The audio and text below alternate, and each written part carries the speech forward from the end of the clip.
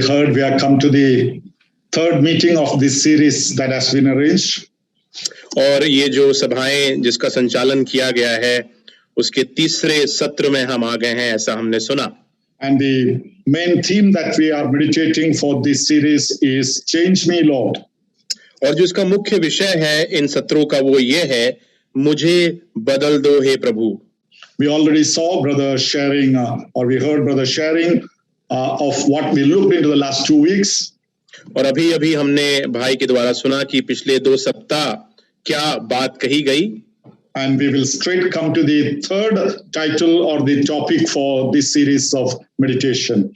और इस मनन की जो श्रृंखला है उसके सत्र में हम तीसरे सत्र में सीधे पहुंचेंगे और देखेंगे कि क्या विषय है. And the topic that is before us is Let me be transparent, Lord. और हमारे सामने आज का जो मुख्य विषय है वो ये है, मैं पारदर्शी हो जाऊं प्रभु. The very title itself is clear what is intended of this. और जो शीर्षक में ही इतनी सफाई है कि आज हम क्या सोच रहे हैं, क्या कहने वाले हैं. As we have been meditating on the theme Change Me, Lord, well, becoming more transparent is also a part of our changing in Christian lives. और जिस प्रकार से हम इस श्रृंखला पे इस विषय पे मनन कर रहे हैं, तो मैं पारदर्शी हो जाऊं ये विषय भी इसका एक अहम हिस्सा है जिसको हम इस श्रृंखला में सुनेंगे. The contrast word probably which will very well fit for transparency is hypocrisy.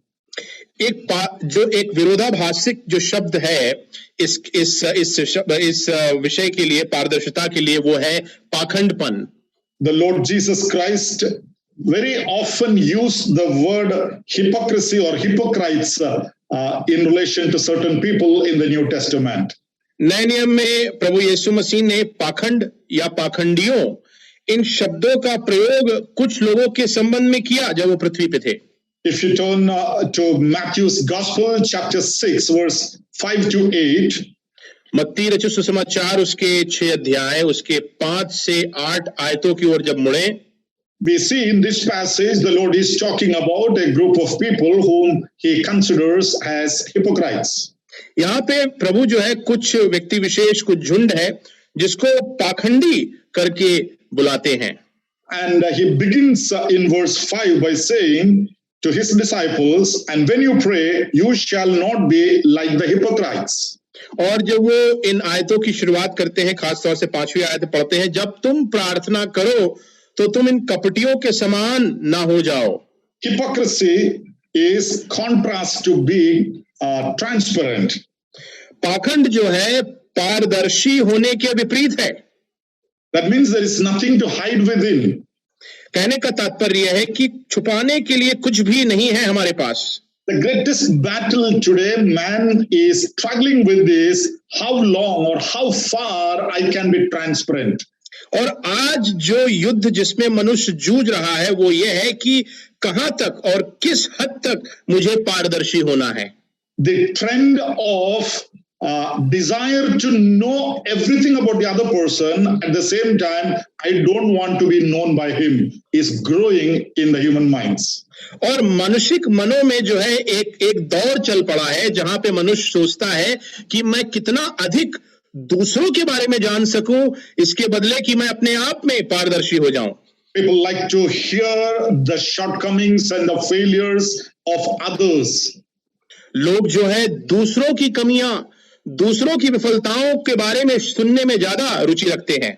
At the same time, they desire that any of my weaknesses or shortcomings should not be known by others. और साथ साथ ये भी चाहते हैं कि उनकी कमियां, उनकी गलतियां दूसरों तक ना पहुंच जाए, वो ना जाने. And the Lord Jesus Christ, when he told his disciples, you shall not be like the hypocrites.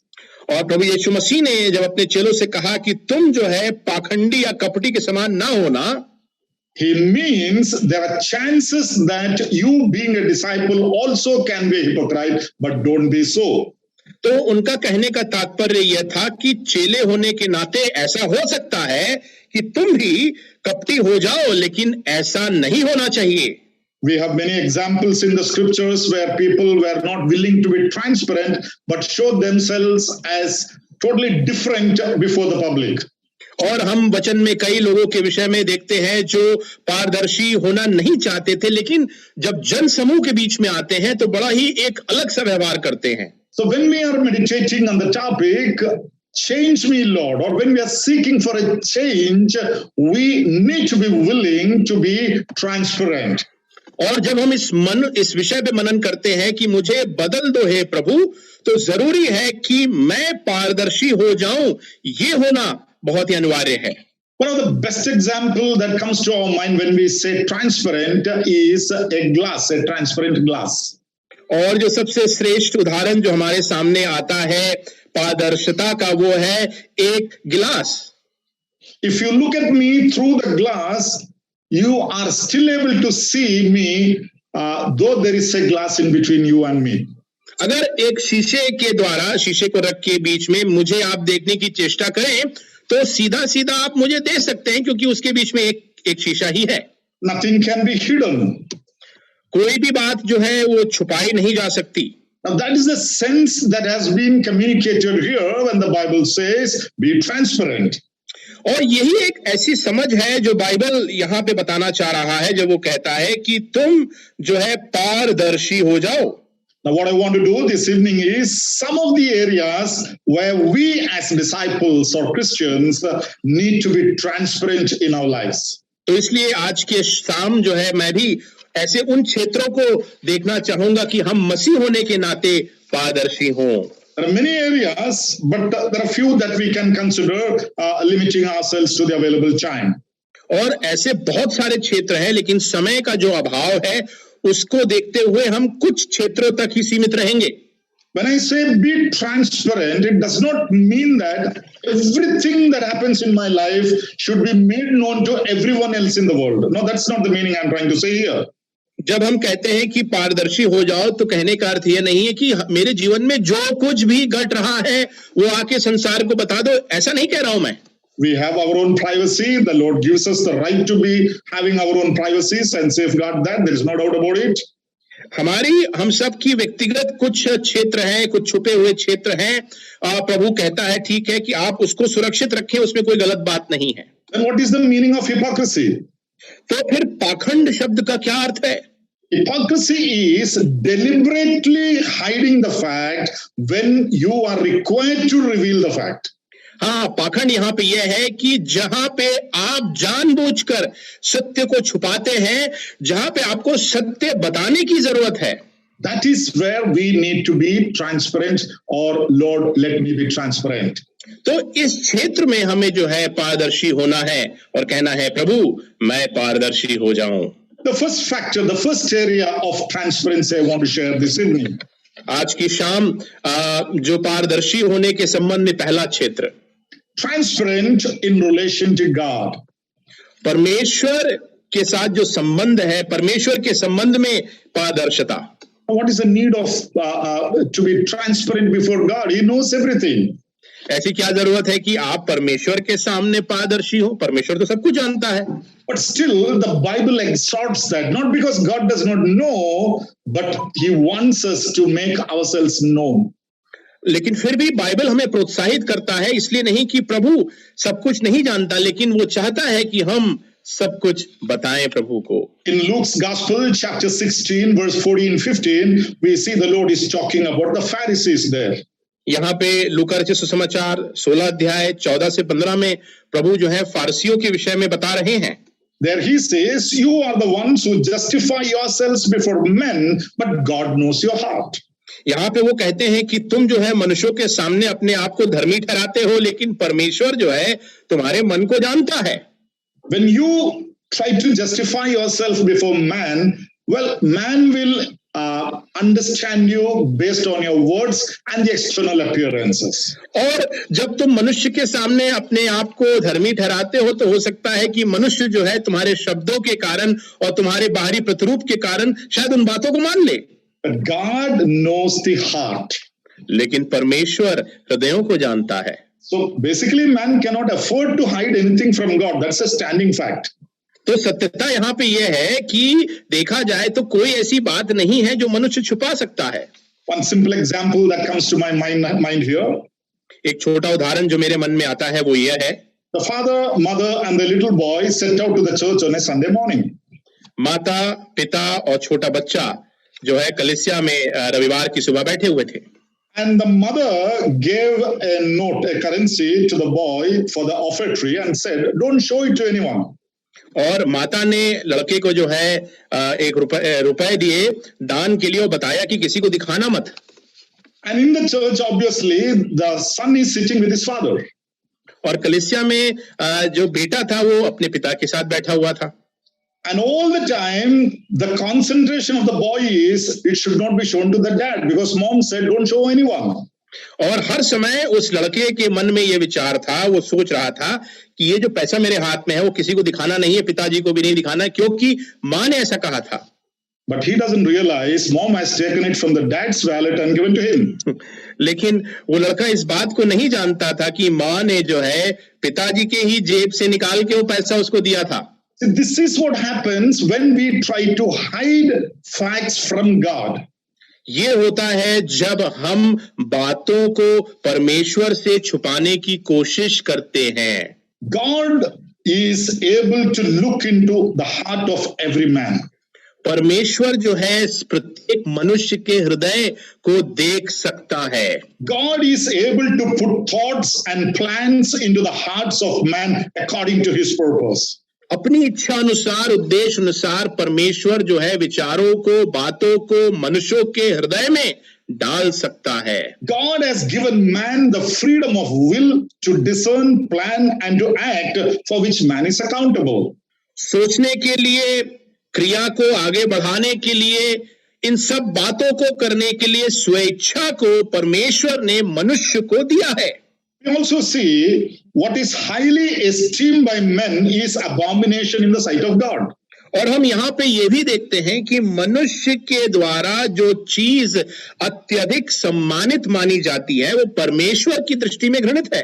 Certain things that we keep as our treasured possessions, which is so beloved to us, we don't want to show it to anyone. Even to God, we are not willing to give it out. कुछ ऐसी बातें हैं जिसको बहुत ही निजी संपत्तियां, जो बातें हैं, जो धन है, उसको हम बहुत संजो के रखते हैं, उसको परमेश्वर को भी देना नहीं चाहते। But the Bible says some of those things are abomination to God. लेकिन बाइबल बताता है कि इनमें से वो कुछ चीजें परमेश्वर की दृष्टि में घृणित हैं। So our value system and God's value system is entirely different. तो हमारा जो नैतिक जो तरीका है और जो परमेश्वर का जो नैतिक तरीका है वो पूर्ण रूप से भिन्न है। So let us esteem the things of God which is much higher. तो आइए हम उन बातों को, जो परमेश्वर की बातें हैं, जो उच्च कोटि, उच्च श्रेणी की बात है, उस पे हम ध्यान करें। Now coming to the point, why should I be transparent before God? He knows everything. आइए उस विषय पे वापस आए कि हम क्यों पारदर्शी हो परमेश्वर के सामने। परमेश्वर तो सब कुछ जानता है। The verse itself says that before we ask, he knows what we need. वचन कहता है इसके पहले कि हम मांगे वो जानता है कि हमारी जरूरत क्या है। But our admission and confession makes us more transparent and dependent on God. लेकिन हमारी जो स्वीकृति है, हमारा जो अंगीकार है, वो हमें परमेश्वर के सामने और अधिक पारदर्शी बनाता है। In John's epistle, 1 John chapter 1 verse 8, 9 and 10, when we read, पहले यूहन्ना 1 और उसके 8, 9, 10 पे जब हम पढ़ते हैं, if anyone says there is no sin in him, अगर कोई ऐसा कहता है कि उसमें पाप नहीं है, if anyone says that he has not committed any sin, और अगर कोई ऐसा कहता है कि उसने कोई पाप नहीं किया है, he is deceiving himself, he is making God a liar. तो वो अपने आप को ही धोखा दे रहा है, वो परमेश्वर को झूठा साबित करता है। And even if I say that, no, I have not sinned, there is no sin in me, God knows what is in me. और अगर मैं कहूं, मैं फिर भी अगर मैं कहूं कि मुझ में कोई पाप नहीं है, मैंने पाप नहीं किया है, तो परमेश्वर जानता है कि पाप मुझ में है। So the suggestion is you confess it before God, even though God knows it. तो सुझाव यहाँ पे ये है कि तुम उसका अंगीकार कर लो परमेश्वर के सामने, हालांकि परमेश्वर इन बातों को जानता है। In other words, when the Bible or when the Spirit of God says this is wrong, I should admit and say, yes, it is wrong. दूसरे शब्दों में, जब परमेश्वर का पवित्र आत्मा आपसे कहता है कि ये गलत है, तो आपको इस बात का अंगीकार करना है कि ये गलत है। So how shall I become transparent in relation to God? तो परमेश्वर के साथ संबंध में मैं कैसे पारदर्शी हूं? Let me tell the same thing that God tells about me. मैं वही बात को कहना चाहूंगा जो परमेश्वर मेरे बारे में कहता है। If God says you have sinned, let me say, yes, I have sinned. जब परमेश्वर आपसे कहते हैं तुमने पाप किया है, तो इस बात को आप कहें कि हाँ, मैंने पाप किया है। Don't go for an argument with God. परमेश्वर के साथ वाद विवाद में मत जाएं। Don't say that, no, Lord, that is a part of my life, that's just a weakness, I'll try to overcome. No, when God says it's a sin, admit, yes, it's a sin. That's all. You have to make yourself transparent before God. इसमें कोई वाद विवाद नहीं, कोई सवाल नहीं कि प्रभु वो पाप हो गया, ऐसे कोई नहीं। लेकिन जब प्रभु कहते हैं कि ये पाप है, तो अंगीकार करिए। So, confessing or admitting is not letting God know the hidden facts of our life, but we are expressing our dependence on God. और स्वीकृति करना, अंगीकार करना, वो ये नहीं कि हम अपने जीवन के जो छुपे हुए बात हैं वो परमेश्वर को बता रहे हैं, लेकिन ये है कि हम अपना जो भरोसा है कि हम आप पे आश्रित हैं प्रभु, ये बात कहते हैं। Secondly, transparent in relation to the church. द्वितीय बात, यहाँ पे कलीसिया के साथ जो संबंध है उसमें पारदर्शिता। Next, God, our personal relationship with God, our church or the fellowship that we belong to is very important in our Christian lives. हमारे मसीह जीवन में हमारा जो कलीसिया के साथ संबंध है वो बहुत ही महत्वपूर्ण है। So what is our attitude and approach to the church that we belong to, the fellowship, the body that we belong to? जिस संगति, जिस देह के हम हिस्से हैं, उसके प्रति हमारा रवैया कैसा है? Paul says to the Corinthians in 2 Corinthians chapter 6 verse 11 to 13, if you read. पौलुस जो है कुरिन्थियों को, दूसरे कुरिन्थियों उसके 6 अध्याय उसके 11 से 13 आयत को जब आप पढ़ते हैं, there Paul says, we have spoken openly to you, our heart is wide open.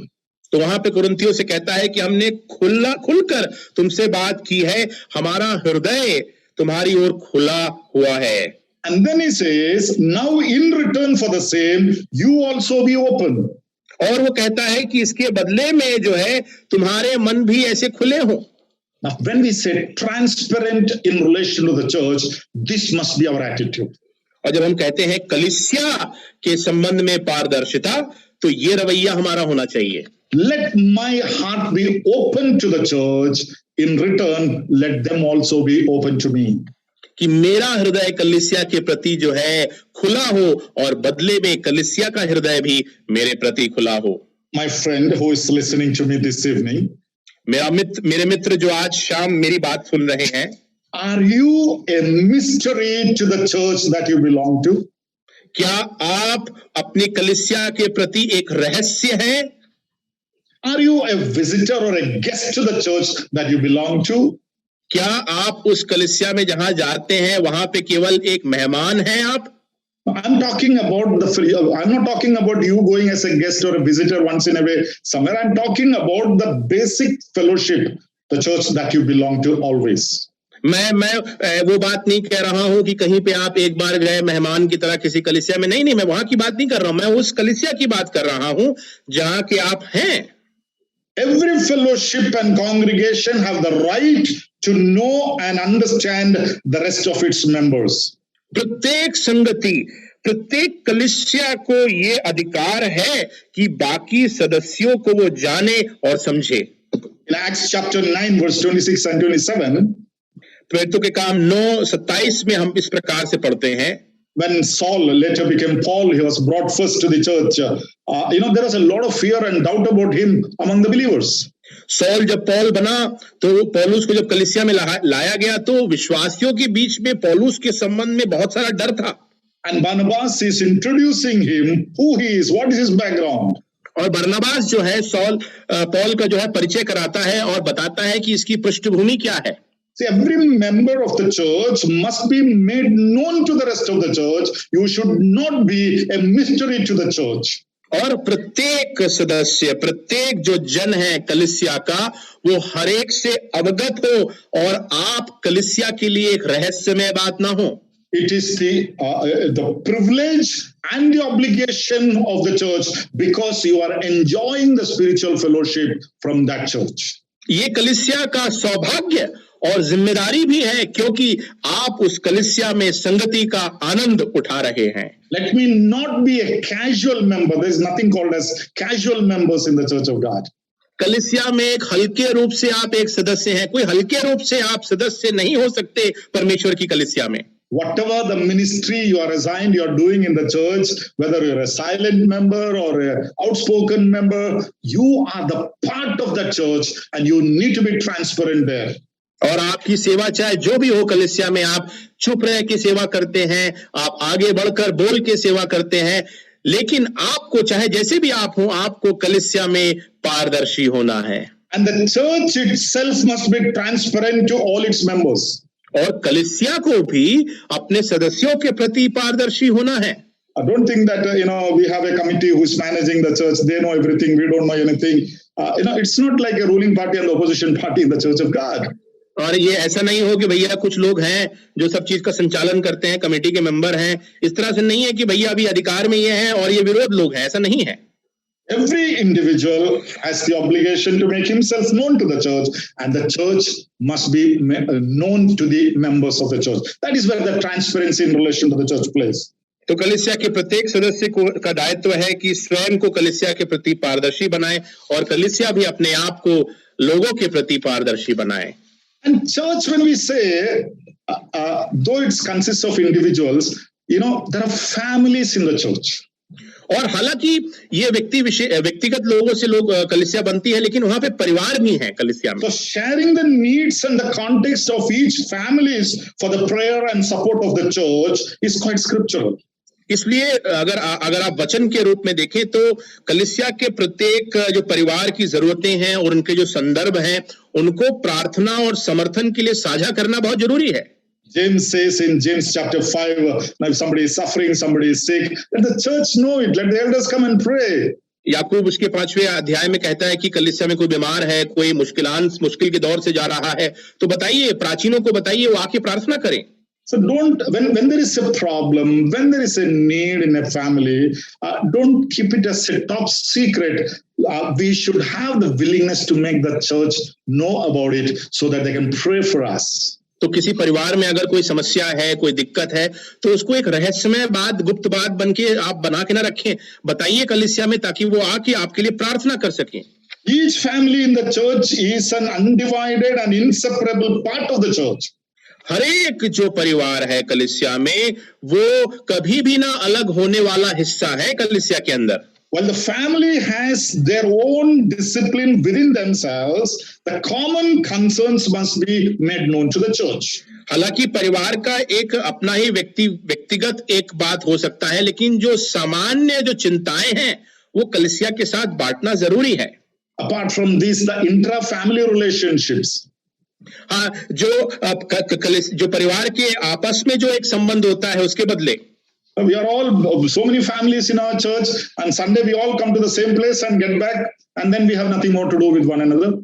इतने परिवार हैं कलीसिया में, रविवार को आ जाते हैं, आराधना के बाद चले जाते हैं, उसके बाद कुछ लेना देना नहीं लोगों के साथ. That is not how the church, the transparent church, families to families, the intra-family relationship, and they share, they comfort one another, and that relationship grows within the church. ऐसा नहीं होता है. देखिए, परिवार होते हैं और एक परिवार और दूसरे परिवार जो कलीसिया है उनके बीच में संबंध होता है, वो एक दूसरे के बीच में अपनी बातों को बांटते हैं और साझा करते हैं. So the second area of being transparent in relation to the church. तो दूसरा जो ये क्षेत्र है कलीसिया के प्रति जो है पारदर्शी होने में. So let us put this question to ourselves. तो ये सवाल आइए हम अपने आप से करें. Where do I stand in relation to my church? आज कलीसिया के संबंध में मैं कहाँ खड़ा हूं? Am I a transparent person? Is my family transparent? क्या मैं एक पारदर्शी व्यक्ति हूं? क्या मेरा परिवार पारदर्शी है?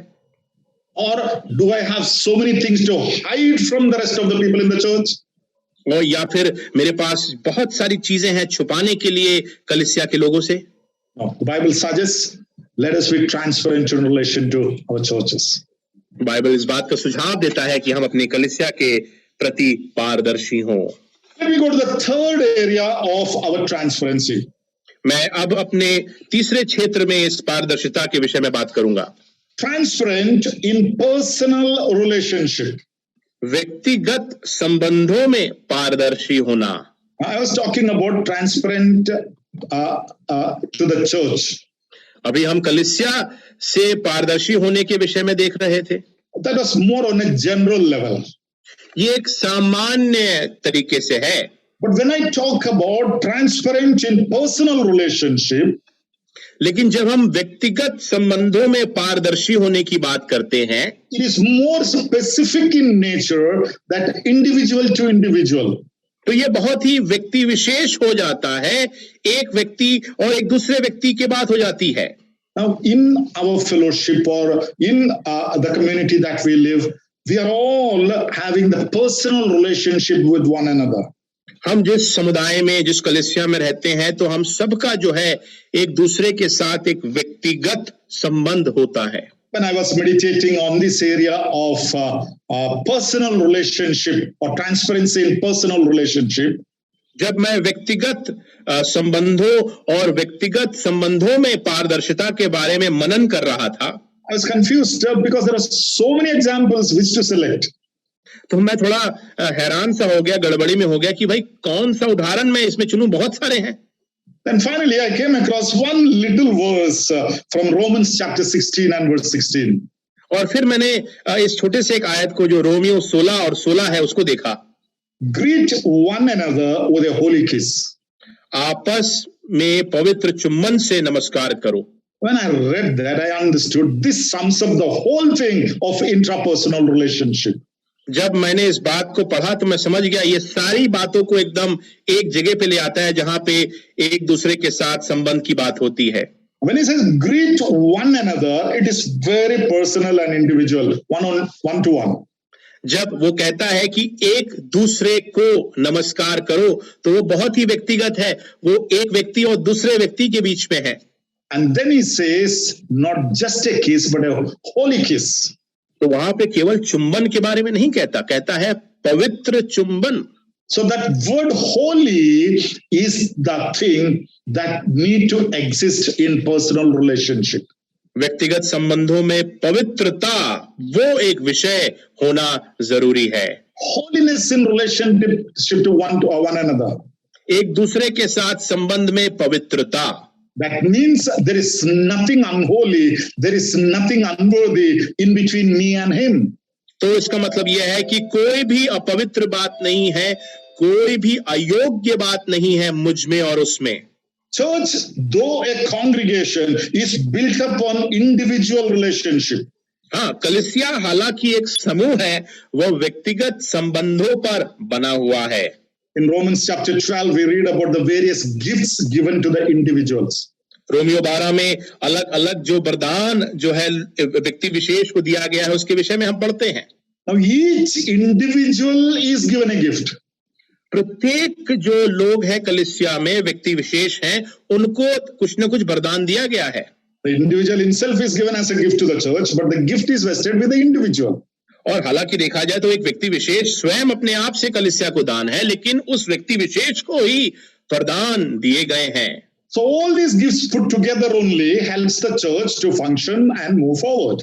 और ये सारे वरदान जब मिल जाते हैं तो कलीसिया की मदद होती है कि उसका संचालन हो और कलीसिया आगे बढ़े। So we need to be transparent one to another. Then only we can coordinate and complement exercising our gifts in the church of God. और इसलिए एक दूसरे के प्रति हमें पारदर्शी होना अनिवार्य है, तभी हम अपने जो वरदान है उसको एक सुचारू रूप से एक साथ मिलकर एक दूसरे को हम उसको प्रोत्साहित करते हुए आगे बढ़ सकते हैं। Every individual is an inseparable part of a church. हर एक जो व्यक्ति है वो कलीसिया का बहुत ही एक जुड़ा हुआ, कभी ना हटने वाला एक विषय है। And there may be some single individuals in some of the churches. लेकिन कुछ कलीसिया में केवल एक ही एक व्यक्ति हो सकता है। Maybe a bachelor or maybe single for some reason and he just comes and goes. हो सकता है वो शादीशुदा नहीं, कुंवारा है और वो अभी आ रहा है और अभी चला जा रहा है। And how far does he have the freedom to relate with the rest of the members in the church? और कितना अधिक, कितना आगे वो कलीसिया के लोगों के साथ संबंध बना सकता है, Or how far the rest of the people in the church relate with him? या कितना अधिक कलीसिया के बाकी लोग उसके साथ जो है संबोधित करते हैं, संबंध बनाते हैं. Or do we just ignore by saying, oh, he's a mystery, we don't know? हम कैसे कह सकें कि भैया वो तो बस आया ही है, हम उसको जानते नहीं हैं. We got to be so careful about all these things. इन सारी बातों के विषय में हमें बहुत जागरूक होना है. And never store the feelings which will make you grow harder in life. अपने हृदय के अंदर ऐसी भावनाओं को ना संजोएं जो आपको अपने जीवन में कठोर बनाते हैं. The storing feelings can make us harder, but sharing frankly will ease our hearts. भावनाओं को जब आप संजोते हैं तो वो आपको कठोर बना सकते हैं, लेकिन जब आप खुलकर उनको साझा करते हैं तो वो अपने हृदय को, अपने हमारे दिलों को सुकून देता है. Any bitterness or hard feelings in relationship must be addressed in the beginning stage itself. कोई भी कड़वाहट अगर संबंधों में है तो शुरुआती ही समय में उसको आपको देखना जरूरी है. If you don't address it in the initial stage itself, it becomes harder and harder and harder. It may be very difficult on a later stage to crack it. और शुरुआती समयों में ही उन कड़वाहटों को अगर आप उसको संबोधित नहीं करते तो आने वाले समयों में वो बहुत ही कठिन और कठिन होता जाता है. It's always better to address the intrapersonal issues between themselves as far as possible. और हमारे संबंधों के बीच में जो दिक्कतें आती हैं उनको संबोधित करना बहुत ही जरूरी है.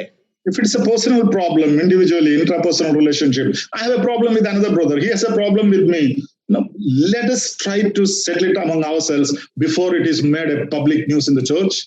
अगर अगर ये एक व्यक्तिगत समस्या है, मेरी और मेरे एक भाई के बीच में व्यक्तिगत रूप से है, तो उसको आप जल्दी ही उसका सुलझा दे, इसके पहले कि वो सामूहिक रूप से कलीसिया में बाहर आ जाए. When issues are shared frankly, we become more transparent to each other, better relationship. तो भावनाओं को जब हम जो है खुलकर एक दूसरे के बीच में दिक्कतों को एक दूसरे के बीच में साझा करते हैं तो वो संबंधों को मजबूत करता है. I have a lot of things against this brother. और मेरे पास बहुत अधिक है खिलाफत इस भाई के प्रति. He has a lot of things against me. और वो भाई को भी मेरे खिलाफ में बहुत बातें हैं. And I keep telling about him to the others. और मैं उस भाई के बारे में दूसरों को बहुत बताता रहता हूं. He keeps countering that with someone else.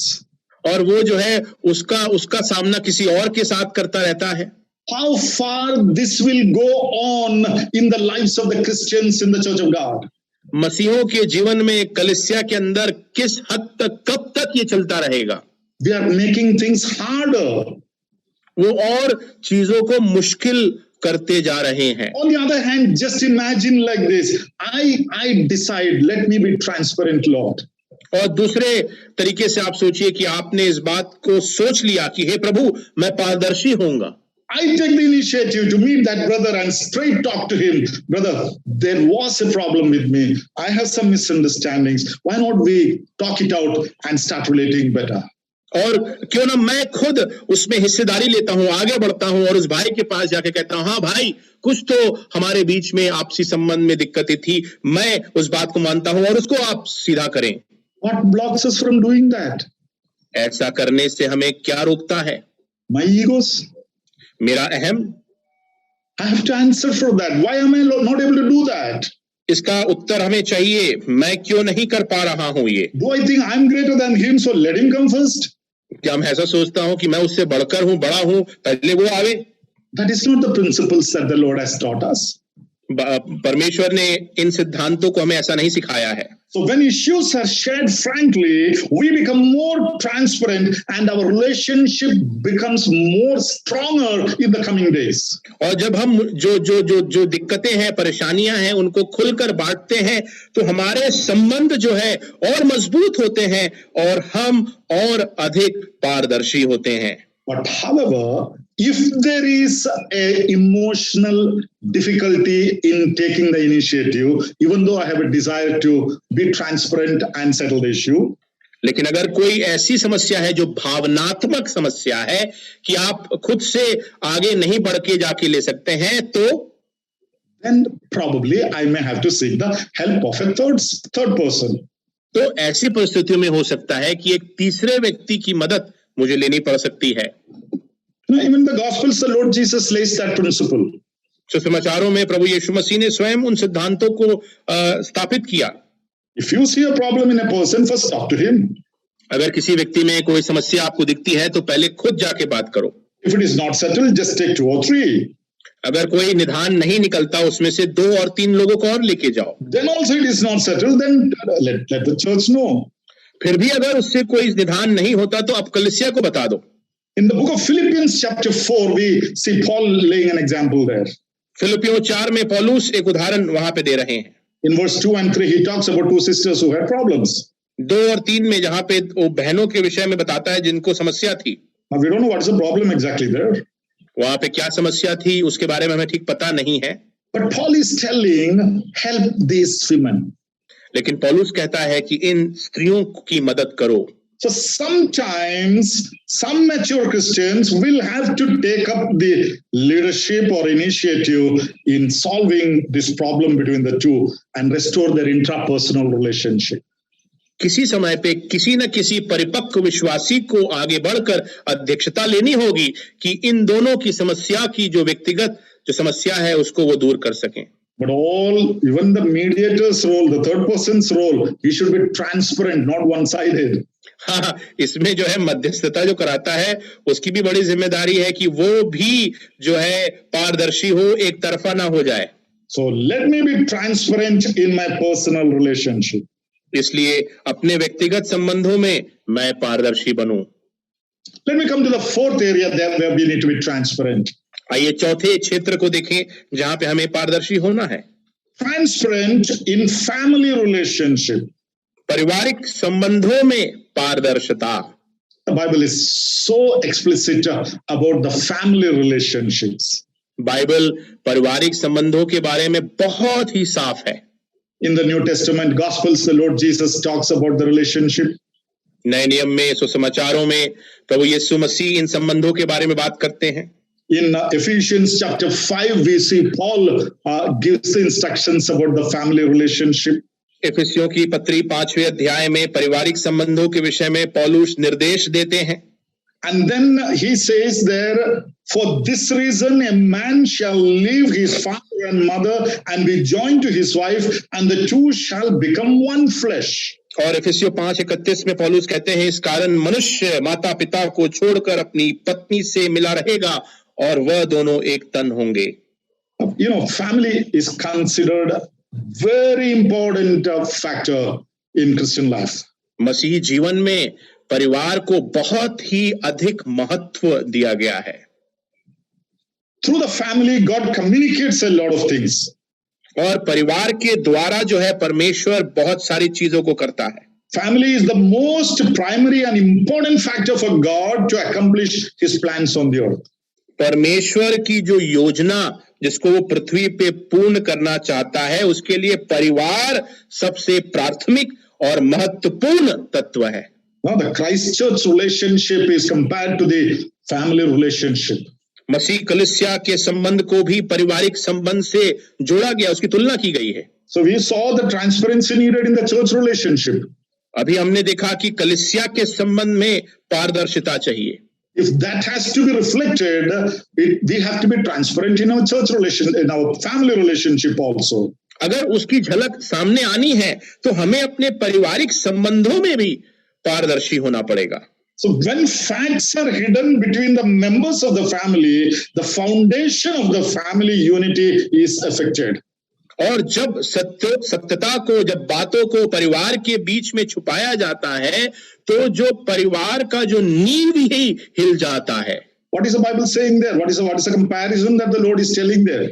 यहाँ पे किस बात की तुलना, क्या तुलना प्रभु कर रहे हैं? The two shall become one flesh. कि दो जो हैं वो एक तन हो जाएंगे। How do you understand that? हम इस बात को कैसे समझें? When the two shall become one flesh means it is not just sitting side by side. जब दो एक तन हो जाएंगे इसका मतलब ये नहीं कि दोनों जो हैं अगल बगल बैठे हैं. They are merged into one another. That is the meaning there. इसका अर्थ यह है कि वो दोनों एक हो जाते हैं, जुड़ जाते हैं और एक हो जाते हैं. Externally they may appear to be two bodies. हाँ, बाहरी प्रतिरूप में वो दो अलग अलग शरीर हैं. But the scripture gives us a sense they are merged into one another. The two shall become one flesh. लेकिन वचन ये बोध हमें कराता है कि ये दो जो हैं ये आपस में जुड़ गए हैं और जुड़ के दो एक हो गए हैं. That means they become the most transparent without any veil. और कहने का अर्थ यह है कि वो सबसे अधिक पारदर्शी हो जाते हैं बिना किसी पर्दे के. In 1 Corinthians chapter 7, Paul talks like this. पहले कुरिन्थियों 7 में पौलुस इस प्रकार से कहते हैं, When you become one flesh, you mutually exchange the authority of your bodies to one another. जब तुम जो है एक देह बन जाते हो तो एक साथ जो है अपने देह का अधिकार एक दूसरे को दे देते हो. You know, the transparency and the relationship in the family is very, very important to be of any service in the church of God. कलीसिया में अगर कोई भी सेवा करनी है तो इसके लिए अनिवार्य है कि पारिवारिक जीवनों में आपस में पारदर्शिता हो. There are many examples in the scriptures which says, first fix your family before you give leadership to the people of God. बहुत से उदाहरण है कलीसिया में जहां पे कहा जाता है कि सर्वप्रथम अपने परिवार को सही करो, इसके बाद में कलीसिया का नेतृत्व करना. So let me tell here, the Bible is so clear on this. इसलिए मैं आपको बताऊं कि बाइबल इस बात में बहुत ही साफ है. How transparent are we within our family? हम अपने परिवार के अंदर कितने अधिक पारदर्शी हैं. Any influence of an intruder into the family can be very dangerous and destructive. और परिवार के संबंधों में अगर कोई हस्तक्षेप करता है तो वो परिवार के लिए बहुत ही खतरनाक हो सकता है. You stop interactions when a third party intrudes and spoils your mind or put poisonous thoughts into your minds. और जब कोई तीसरा व्यक्ति परिवार की बातों में घुस जाता है तो आपके परिवार में दिक्कत आती है, जहर उगलता है वो और वो मुश्किलात का समय हो जाता है. That is what happened with Adam and Eve when the third party involved, the whole system collapsed. आदम और हव्वा के साथ भी यही हुआ. जब एक तीसरा परिवार में घुस गया तो सारा जो बात है वहां पे वो टूट गया. Setting the priority order in relationship in accordance with the biblical principles can make us more transparent. और बाइबल के सिद्धांत के अनुसार अगर हम चीजों को साझा करते हैं तो वो हमें अधिक जो है पारदर्शी बना देता है. Ask this question to yourselves. अपने आप से ये सवाल करें. Primary unit, the husband and wife. जो प्राथमिक जो जोड़ा है पति और पत्नी का. The secondary unit, father, mother and the children. और जो दूसरा जो जोड़ा है वो है माता पिता बच्चे. Let me put within that much relationship how transparent we are to one another. और इसी दायरे में, इसी संबंधों के दायरे में अगर मैं बात करूं तो कितना अधिक आप पारदर्शी हैं. Now, hesitation to be transparent to each other is the primary sign of separation in a family. परिवार के अंदर इस तरह से जो झिझक है कि हम एक दूसरे के प्रति जो है पारदर्शी ना हो, वो शुरुआती झलक है इन संबंधों में समस्या का. Let us evaluate in the light of the word of God. Lord, let me be transparent in my family. और परमेश्वर के वचन के नूर में आइए थोड़ा जांच पड़ताल कर लें और कहें कि प्रभु मैं इसमें पारदर्शी होना चाहता हूं. Let me be transparent, not seeking the other person to be transparent. हाँ प्रभु, मैं जो है पारदर्शी हो जाऊं, ये नहीं कि मैं सोचता हूं कि दूसरा पारदर्शी हो जाए. Husband says, I want to know everything about you, but I'm not going to let you know anything about me. पति कहता है कि भाई मैं अपने बारे में तुम्हारे बारे में सब कुछ जानना चाहूंगा लेकिन अपने बारे में कुछ नहीं बताऊंगा. Wife says, I want to know everything about you and your movements, but I'm not going to let you know everything about me. पत्नी कहती है तुम्हारे कहां कहां जा रहे हो, क्या तुम कर रहे हो, सब कुछ मैं जानना चाहती हूं लेकिन अपने बारे में मैं कुछ नहीं बताऊंगी.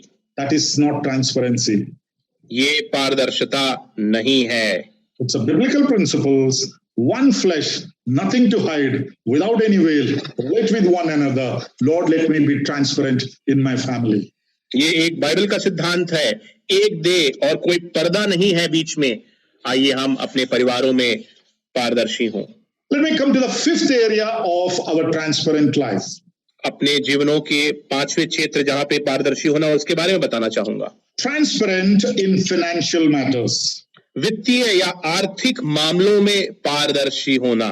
We are talking about spiritual things. So what has got money to do with that? अरे हम तो आत्मिक बातों के बारे में बात कर रहे हैं, तो इसमें पैसे का क्या लेना देना?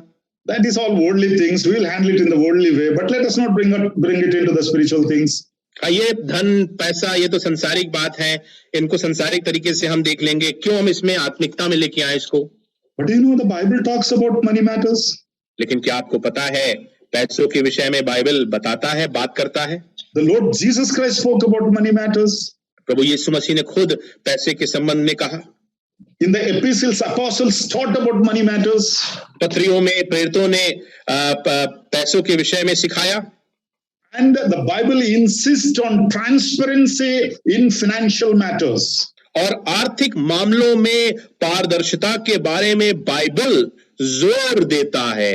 In 2 Corinthians chapter 8, verse 18 to 21, if you read, अगर आप पढ़ें दूसरा कुरिन्थियों उसका 8 अध्याय 18 से 21 आयत, there Paul talks about handling money, especially the money that belongs to the church.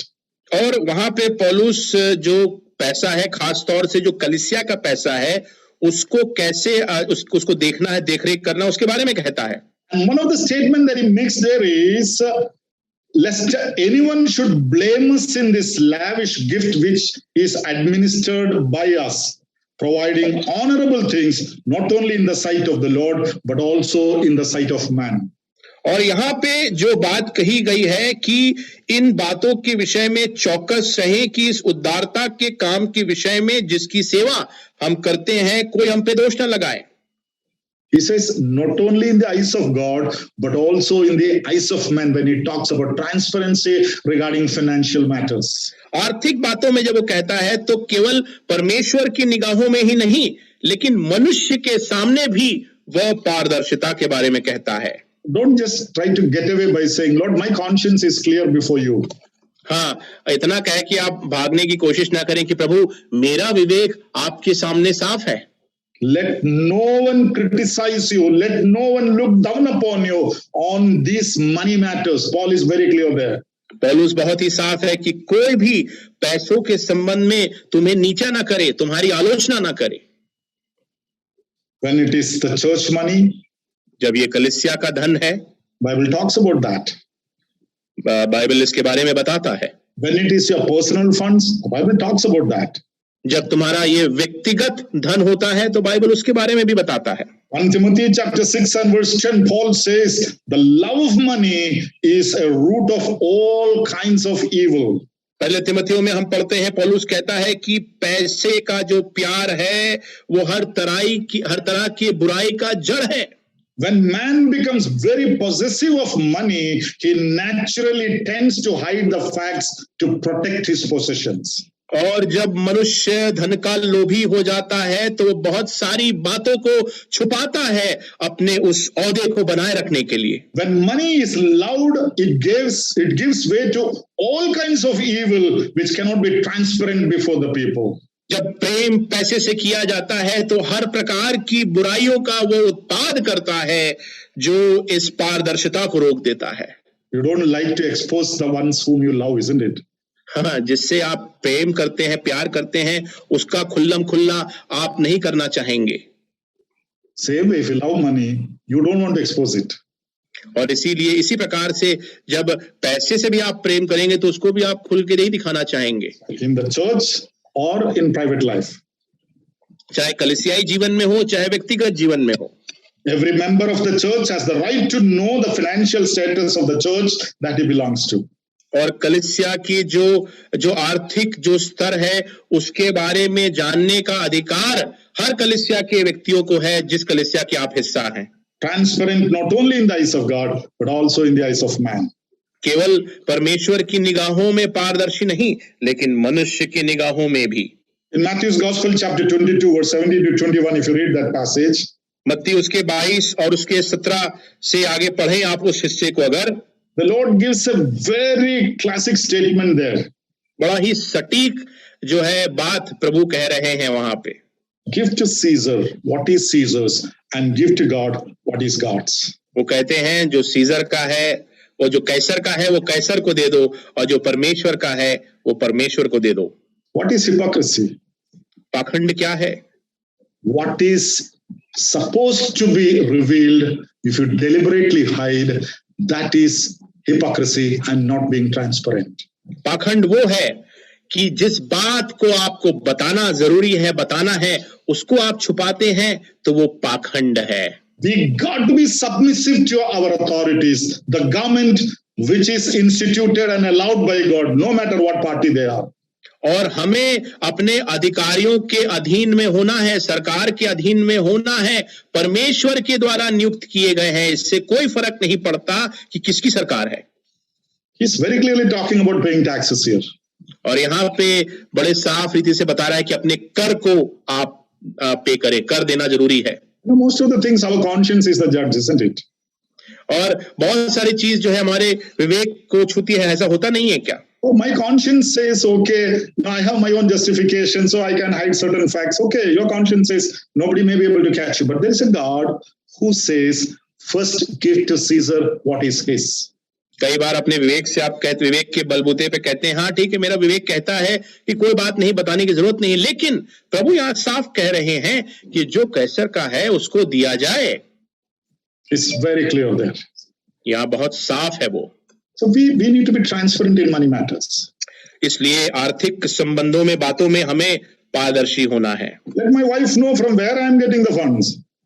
और कहां से ये आर्थिक जो मदद आ रही है कहां से आ रही है इसको मैं जानूं।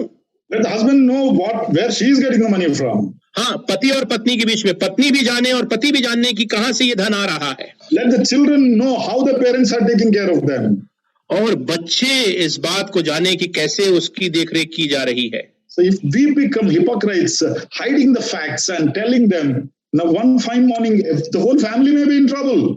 और अगर हम इस बात में जो है पाखंडी हो जाते हैं तो एक दिन आप देखेंगे कि सारी जो परिवार है वो मुश्किल में, दिक्कत में पड़ जाएंगी। Transparent in financial matters. और आर्थिक बातों में पारदर्शी होना। Whether it is the church money or your personal money, the Bible stipulates how you've got to deal with it. और अगर चाहे वो कलीसिया का धन हो, चाहे वो व्यक्तिगत धन हो, बाइबल इस बात को साफ रीति से निर्धारित कर देता है कि आपको इन दोनों में कैसा होना है। Let me come to the last point here. आइए हम आखिरी विषय बात को देखें। Transparent in social relationship. जो सामाजिक संबंध है उसमें पारदर्शिता। We are kept in the society. हमें समाज में रखा गया है। What is the society's or the community's opinion about us? हमारे बारे में समाज, समुदाय क्या कहता है, उनका विचार क्या है? How do they understand us? How do they estimate us? हमारा आकलन कैसे वो करते हैं, हमें कैसे वो समझते हैं? The Lord Jesus said in Matthew's Gospel, chapter 5, verse 14 and 16, you are the light of the world. You are the salt of the earth. और प्रभु यीशु मसीह जो है मत्ती में 5:14 से 16 जो पढ़ते हैं वहां पे प्रभु कहते हैं तुम जगत की ज्योति हो और तुम नमक हो इस पृथ्वी के। When you are the light of the world, it says our role in the society that we are in. और जब वो कहता है जगत की ज्योति हो तो हमारे समाज के अंदर जो हमारा किरदार है उसके बारे में वो कहता है। A Christian is constantly being watched by the world.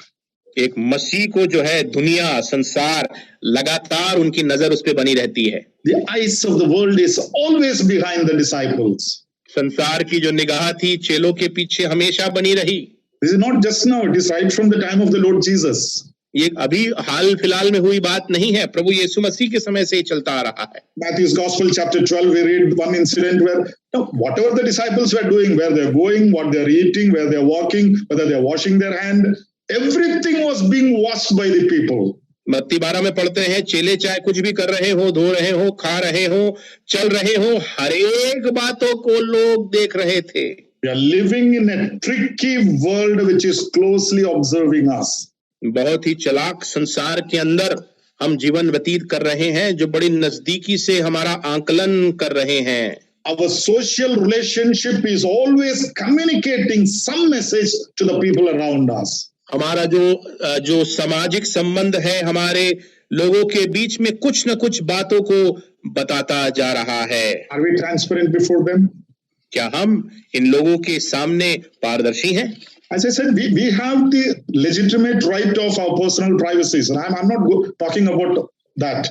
मैं बताना चाहूंगा कि हमारी जो एक हक हमारे पास है कि हमारी जो व्यक्तिगत बात है, अंदरूनी बात है, उसको हम शायद रोक सकते हैं, उसमें हमारा हक है। But our social conduct must not be an eyewash before men, but with a due reverence before God, for He is watching us. क्यों? और लेकिन जो समाज में हमारा जो व्यवहार है वो कोई दिखावा ना हो, लेकिन परमेश्वर का भय मानते हुए हम उस बात को करें। Even if you are an employee, you are working somewhere. अगर आप कारगर हैं, कहीं नौकरी पेशे में हैं, नौकरी कर रहे हैं, You are not doing it just to please your master, but for the sake of the Lord.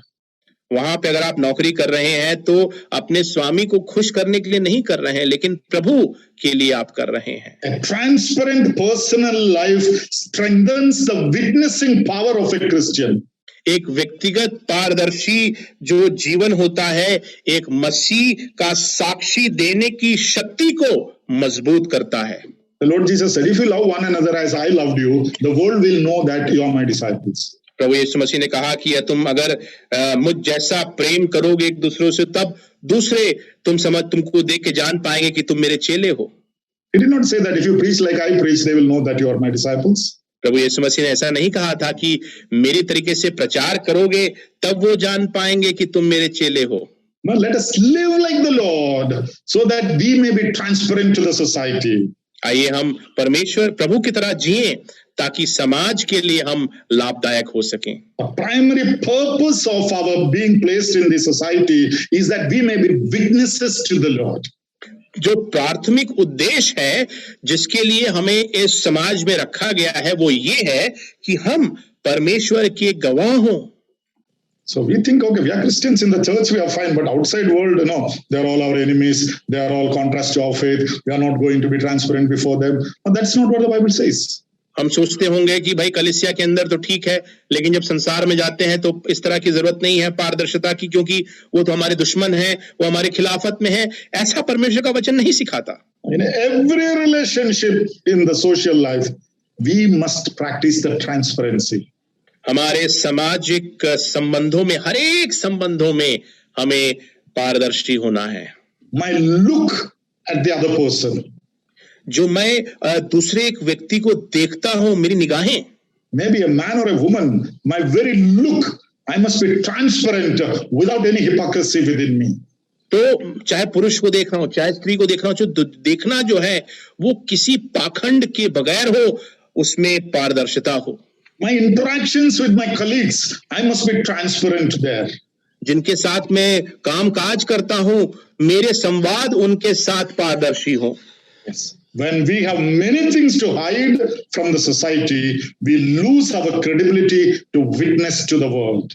हाँ, जब हम समाज के अंदर बहुत सारी चीजों को छुपाने लगते हैं तो बहुत सारी बातें जिसकी गवाही हमें संसार में देना होता है उसको हम खो देते हैं। But when we love the people as Christ loved us, all will know that we are His disciples, which is the true witness. लेकिन जब संसार से, समाज से हम उस तरह से प्रेम करते हैं जिस तरह से मसीह ने हमसे प्रेम किया, तो हम उसके सच्चे गवाह बनते हैं। Let the society that we live see our good works and glorify the Father in heaven. आइए जिस समाज में हम जीते हैं वो हमारे अच्छे काम को देखते हुए हमारे स्वर्गीय पिता की महिमा करे। To be transparent doesn't matter whether you're poor or rich. हाँ, पारदर्शी होने के लिए इस बात से कोई फर्क नहीं पड़ता कि आप अमीर हैं या आप गरीब हैं। It's always a wrong idea to classify like that. इस तरह से विभाजन करना जो है वो एक गलत विचार है। Whether you're poor or rich in the eyes of the people, in the eyes of the world. चाहे धनी हो, चाहे गरीब हो, लोगों के निगाहों में आप एक ही हैं। Our transparent life on earth, whether the world approves it or not, our Father in heaven is glorified through that. चाहे संसार हमारे जीवन को अंगीकार करे या ना करे, लेकिन हमारा स्वर्गीय पिता जो है हमारे जीवन से महिमान्वित हो। Lord, let me be transparent. प्रभु, मैं पारदर्शी हो जाऊं। There are many areas that the Bible talks about. Let me be transparent. बहुत से क्षेत्र हैं जहां पे बाइबल कहता है कि मैं पारदर्शी हो जाऊं। Let's just take a look back into our own lives. आइए थोड़ा मुड़ के अपने ही जीवनों को देख लें। On one side, we are preaching, we are teaching, we are ministering, we are involved in so many activities, and so many things are going on through us. एक तरफ हम प्रचार कर रहे हैं, हम सेवकाई कर रहे हैं, हम सिखा रहे हैं, और बहुत सारी बातें हमारे साथ हो रही हैं। On other side, we have a lot of pressures and tensions. We are hiding so many factors. I don't want him to know about this. I don't want these people to know about this. You know, so many things is putting us into pressure. और दूसरी ओर एक बहुत बड़ा दबाव है, बहुत सारी मुश्किलें हैं। मैं नहीं चाहता कि मैं इन बातों को, इन सत्यताओं को जो है दूसरों को साझा करूं। Struggling between the two. और दो के बीच में, इन दोनों बीच के आप फंसे हुए हैं, जूझ रहे हैं। Simple answer to all these problems. इन सारी समस्याओं का एक बड़ा ही साधारण सा उत्तर, निदान। Change me, Lord. मुझे बदल दो प्रभु। Let me be transparent. मैं पारदर्शी हो जाऊं। Let us tell before him, Lord, just as I am, I और come. आइए प्रभु से हम कहें कि जैसा मैं हूं वैसा मैं आपके सामने आता हूं। Transparent Christians, the best example for the witnessing Christians in this world. और जो पारदर्शी मसीह हैं, वो सबसे श्रेष्ठ उदाहरण है उन गवाहों के जो इस संसार में हो सकते हैं। God's name be glorified. God bless us. We'll continue these thoughts next week. प्रभु के नाम की महिमा हो, प्रभु हमें आशीष दे। इन विचारों को हम आगे बढ़ाएंगे अगले सप्ताह।